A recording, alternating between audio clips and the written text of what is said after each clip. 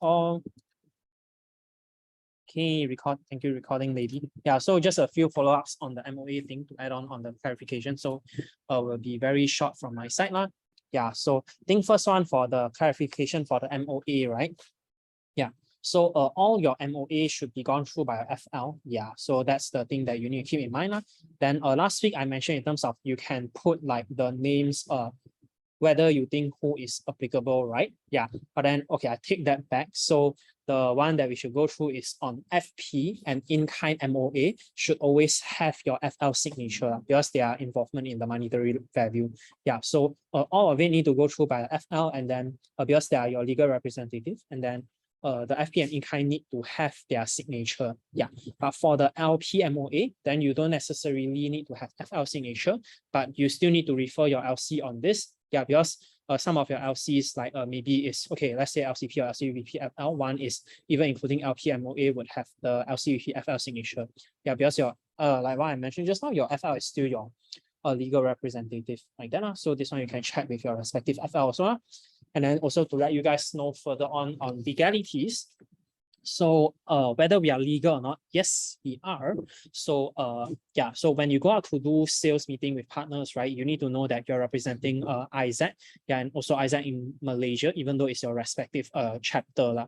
Yeah, and then you don't need to see yourself. I mean, depending on the context, you can see yourself or package yourself like a university club, depending on who you talk to. But then you don't actually need to see yourself only as a university club because you are a legal and professional organization representative like that. Yeah, applicable to even including your sales members.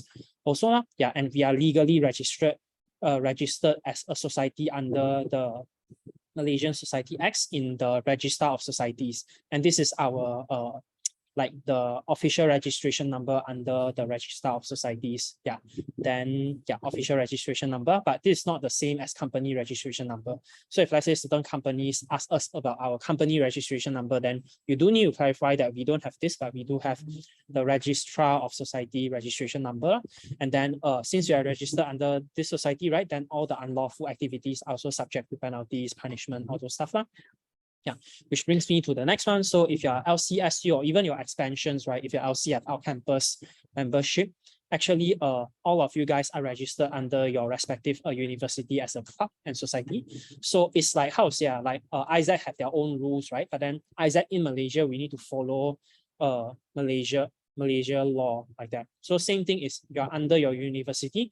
So you should also go through your own university, how to say, the like your LCF compendium, right?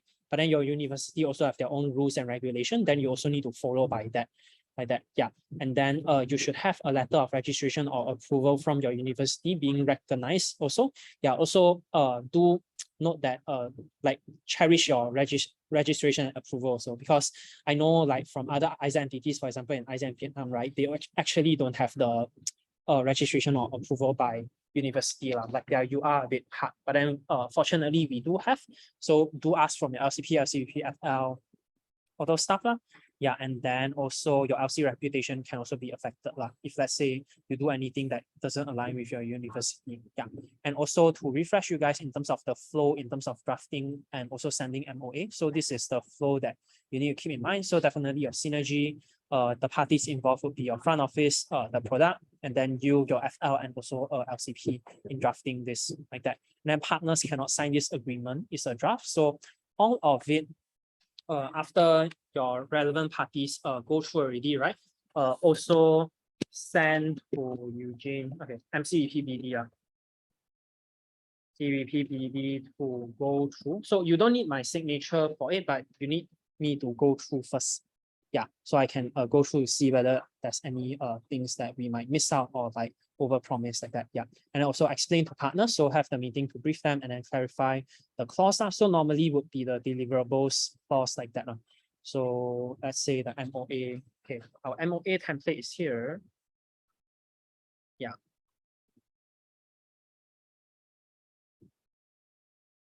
Say partners and then no. PD, yeah, click from V. Okay, yeah. So normally the things that you would edit is on the financial agreement obligation, both sides, right? But you do need to like mainly is would be explained through these lah. Yeah, but you do need to know like these termination things. So you do need to read through to like you yourself understand so that in case partner asks, then you can explain further also lah. Yeah. And then it may happen like sometimes that partner like counter ask for add-on for certain MOA thing. And it's fine that on the spot you say you discuss with your team one. Yeah, because this is a MOA one. Yeah. So clarify every clause and then also avoid the assumption and align the expectation. Then after it's done already, then you cross-check again with your team. Yeah, so normally around this step is already can sign already unless partner add on certain things, then finalize and also signing. Yeah, so for physical, so this flow, right, is same since the physical term, just that in virtual term, definitely you cannot meet in person, then I'll say you cannot sign. Yeah, but then in virtual terms, so you can sign, and that's why we revamp the template to have actually the date and time stamp like that. Yeah, but then if you can sign physically, just go and sign physically. E-sign is like physical sign is still better than e-sign, and then recheck before signing. And then normally you wouldn't sign in the first 2 meetings. And then also print for partner if physical, if applicable, like you'll be meeting partner for them for documentation. And then last part is also keep properly in the track your LC tracker, like with your FL, and then put on HubSpot. And then also be aware on the notice of termination or any termination situation like that. But hopefully you wouldn't go into the termination situation. Yeah, so that's on the whole flow. Then moving on, the credit term mobilization is just reminding you again. So in terms of how this works, right, it's on the template. Yeah, so it's you need to keep in mind it's OR, so it's 2.2, 2.2 OR. So normally you would send align with partner is like directly one shot send and then send after after the event end, or like actually should be sent before the event starts actually. Yeah, but then in case your partner cannot do one-time payment, right? Okay, sorry, this is the one-time payment one. So normally it's within the dates you set, normally it's 30, 60, 90 like that. And then they need to pay like that. And then best is before event start. Yeah. But then if let's say a partner cannot one shot send before the event start, right? You can align with them to actually have the mobilization fee to actually pump to you first, like send the mobilization fee. Like normally we set is 30%, 30% before the event start, and then the remaining 70%, which is what amount after the event ends, but it's still before a certain date, so which is normally the 90 days. So you can choose one of it to actually put in. And then I would recommend that if let's say your partner really cannot send before the event start, should try to negotiate and align to actually send the 30% before like that. And it doesn't, like if you think about it, is you need cash for the event to run. So if they don't pump in the mobilization fee, then it's very hard for you to run event also. Yeah, so this thing is not only for the protection thing, but it's also how to say, just more on, yeah, the name of mobilization fee is for you to start and work on the things itself like that. And some partners may prefer it also because like if one shot send out such high money, they might not favor it instead. Yeah, like that for you guys to know. And last part is vendor creation. So you may need to be registered as a vendor or customer for the company that you are partnering with in order for them to cash into you. So normally it's MNC would need to involve this, but I believe is, I mean, my experience and understanding 80 or even 90% of the time you wouldn't encounter this. Yeah, but then if you are like dealing with MNCs, that there is a chance that you will go through this. So like for national partners, we do go through this actually. Yeah, so like here, I will pause the recording. Yeah, I see questions already. So is there any previous case where the company is not a registered company, so they are a branch? Yeah, this one is fine also because the branch is also still representing the company itself. Just like you as Isaac in UM, you are actually representing Isaac in Malaysia, and you're also using this same registration number also. So yes, can. And your VPFL said okay also. Yeah, so, oh, yeah, I think that's all. Any more questions? If no, I'll pass it back to Natalie.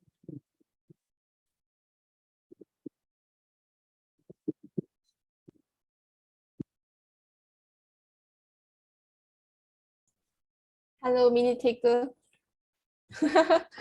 Okay. Yeah, so if you don't have any questions, you can put down a wave in the chat box now. Yeah, so Sunisa is okay, and then another Sunisa is okay. Okay, then I'll pass it back to Natalie. All right, thank you, Eugene. Okay, let me share screen. So if you guys have any questions, same, you can feel free to, approach Eugene. I think regarding MOA legalities thing, it's better if you directly approach Eugene. But for other things, like if let's say you need any insights, you can feel free to approach me also. Yeah, okay. So next thing is all right. Oh wait, Eugene, are you still recording? Sorry. Yes, I'm still recording. Okay, all right. Okay, then we'll proceed to the next part, which is managing a sales team.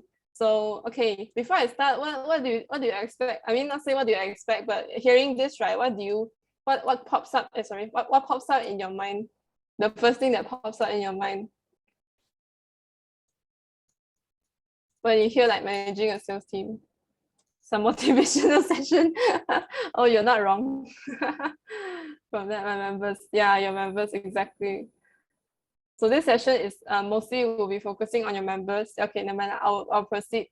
So, okay, I don't know if you guys feel familiar with this thing, like, you realize that your members don't feel really engaged and you feel like they're learning, you don't feel like they're learning, or maybe your members tell you they feel like they're not learning from this experience in BD, or maybe a member has been losing relevance because like as you guys know, PD is a long-term thing, and then the results don't come, it's not instant result lah, and then so it will, for members, maybe they will perceive this as no result and then cannot see the impact of what BD is doing and then how it can contribute to the overall Isaac impact, right?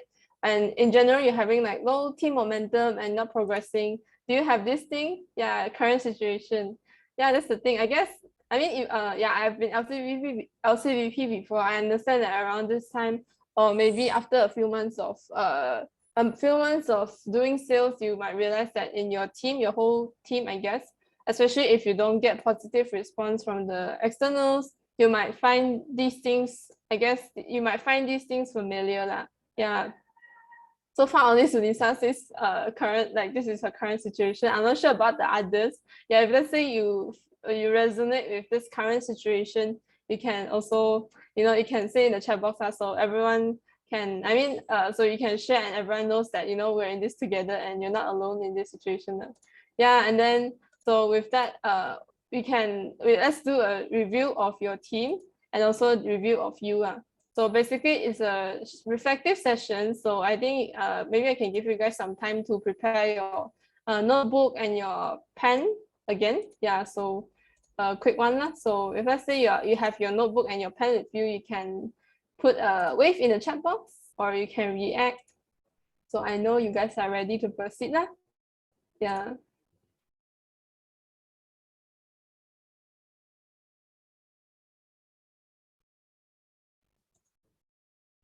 Hong Ying, feel this but still alive. Stay strong, Hong Ying. Okay, all right. Okay, thanks for the wave. Very nice. Okay, all right. So basically, this whole thing is basically, I mean, the expectation setting here is you look back on what you have done so far as a team leader or as a LCVP. So basically, you'll be harvesting back or reflecting back on the things that you have done. And then I know actually some of the questions here, right? It's actually the questions being asked last time in Eugene's session. I don't know if you guys remember the managerial principle. It's similar questions. And then later we'll be breaking you guys into breakout rooms to have the conversation to happen. And I guess for those who already reflected on this previously, you can focus on what are the things that you like in between the 1 or 1.5 month between like this session and the last session, right? Perhaps you can focus on what the things that you have changed or anything you have improved on, or yeah, anything you have like made the changes on in your leadership style or your leadership your team management basically. Yeah, so now you guys can, I think, okay, let me open back the breakout room.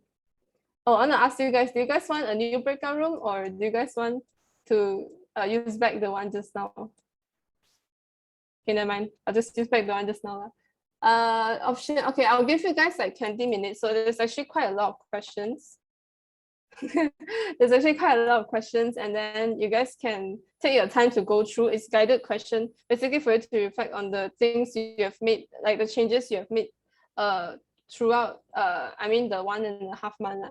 Yeah, so I guess for members who don't have like members, I mean for members, managers who don't have members here, you can focus on, maybe you can reflect on your the way your team leader manage you or your team. And then from here onwards, if you realize something, maybe you can, you know, have a talk with your team leader in a one-to-one, or feedback your team leader regarding this. Okay, so I'll open the room now, so you guys can go ahead.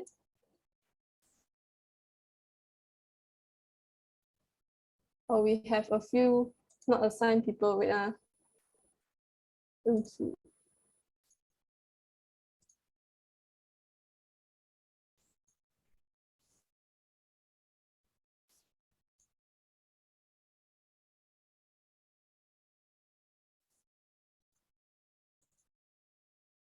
To record.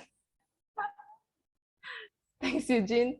Okay, we'll continue lah. Okay, so just like to debrief, right? Yeah, it's okay. Just to debrief, right?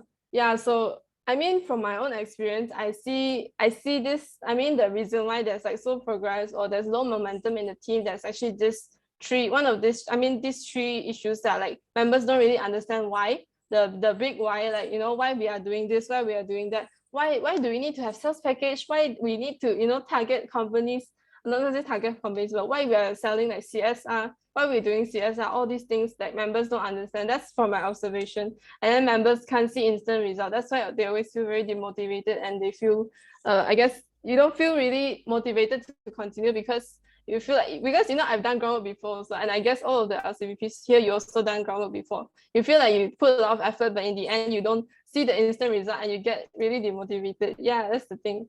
Yeah, I'm planning have partners in one event.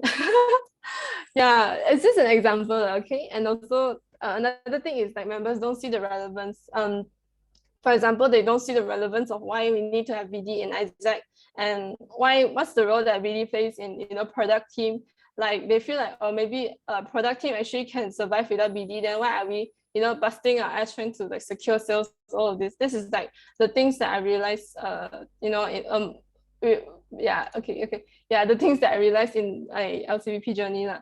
And then, so with all these things, right? So what can you do as a team leader if, you know, you face these issues? It's just from my personal sharing, and I guess from my own insights.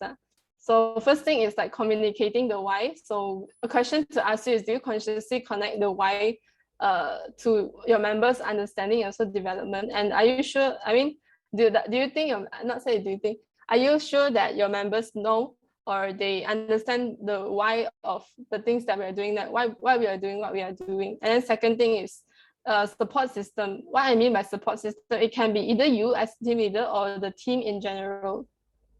And actually what I mean by support system is actually understand what drives your members, and also understand what is the support that they might need.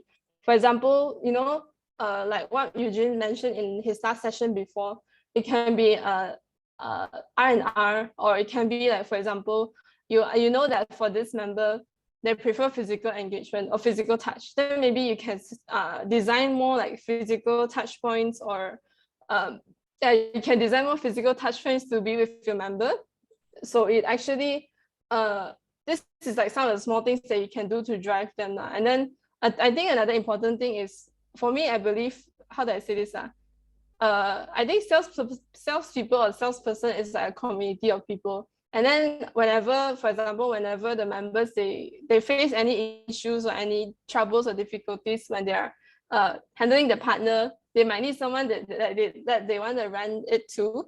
Then for you as a team leader, you can build a space, like a safe space between your, like for your team, where the members would feel comfortable enough to run all these things. This is just a very small example of the things that you can do as to provide support for them. Like the support doesn't need to be just operational. Yeah, and then lastly is actually engaging your members, like involving your members in the process of it and show them the big picture of how everything works. So you can see here, so I mean with this, I want to not just remind you guys the things that you can do to engage your members more to in the whole process of the sales process in the big picture. So it's actually a sales effectiveness review, and I believe in your one-to-one also, both me and Eugene got mentioned this thing, I guess, suggested this thing to you guys, and then it's just to summarize or to remind you all how it actually how you can, you know, facilitate a sales effectiveness review space. So first thing is, yeah, I think some of you guys in the one-to-one also you guys mentioned, actually you guys do review on the problems or the issues in your progress update. Yeah, I think, I mean, it's normal for you to do it, you should do it. But I think that is just a very surface, I think, for me, in my opinion, I believe it's just a very surface of the big issues. And you're just discussing case by case, right? But I think for this sales effectiveness review, you can work on the more you can pinpoint on the big issue instead. For example, currently in your team, you're having having bottleneck in terms of converting your leads contacted to first meeting, or for example your first meeting to signing MON, etc. You can also, like, to see the big picture of, like, if let's say you don't know what's the issue, you cannot pinpoint what's the issue in the sales process, right? You can utilize tools like your HubSpot also. Like when you go to HubSpot, you generate the report, you can see the conversion rate, the conversion time, all those things. You can pinpoint what's the problem in your sales process. Like maybe, for example, you're conducting a lot of leads, but you don't get a lot of response. And then from there on, you know that's the main issue or the big problem in your sales process.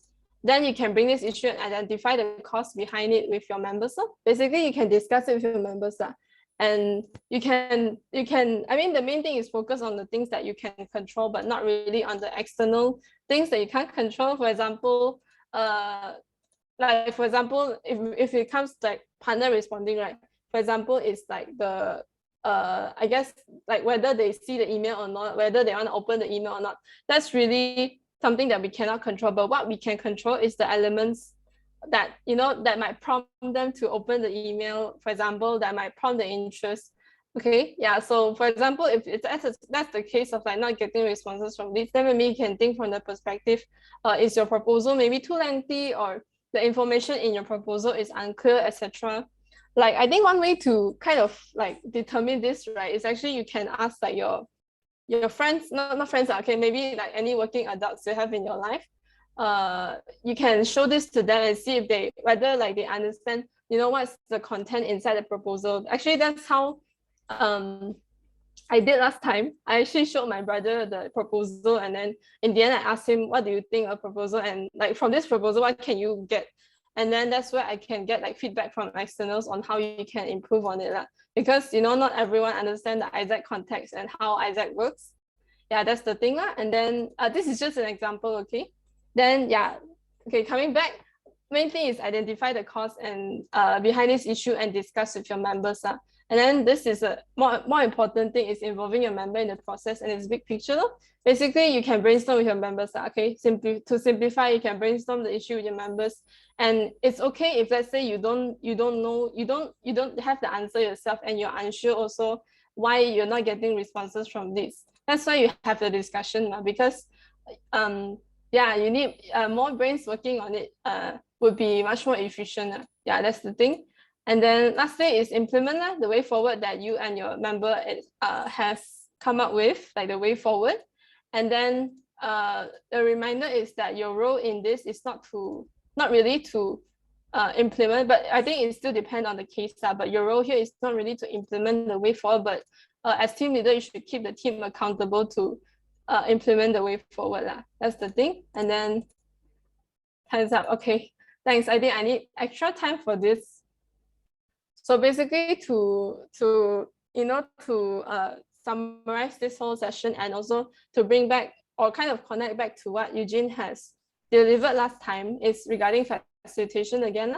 And facilitation is not a one-size-fits-all solution. So just now, the self-effectiveness review might not be the solution to your problems currently, but it can be one of the things that you can do you can try out this, this can be something that you can try out to see whether or not it can improve the team performance or not, okay?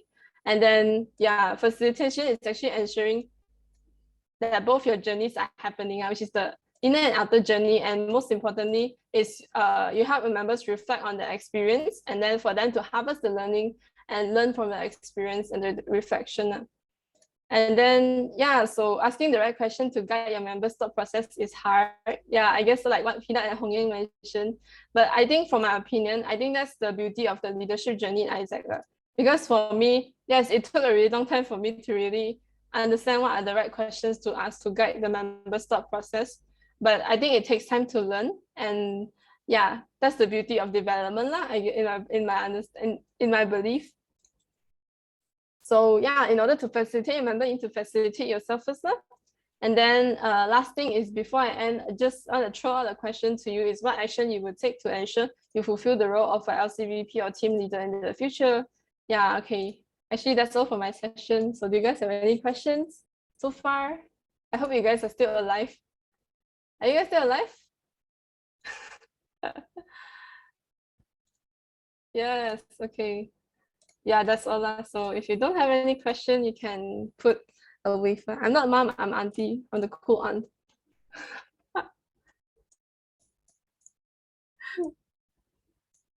Cannot auntie. Auntie makes me sound old. You have to put the cool aunt. Okay, yeah. So if you don't have any questions, you can put a wave first so I can proceed, I guess. Yeah. Oh yeah, exactly. Like Aunt May. The hot Aunt May. A bit dangerous.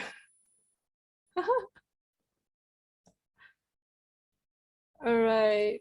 Okay lah. Seeing that you guys are talking about other things, I assume there's no more questions now, okay?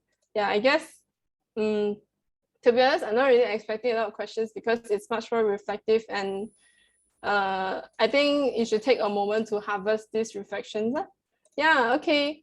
That's all from the session. So I'll proceed with announcements. So I don't think there's a lot of new announcements. It's just some short reminders.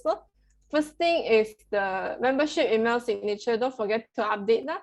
And then you can refer to all the resources here. Yeah, okay.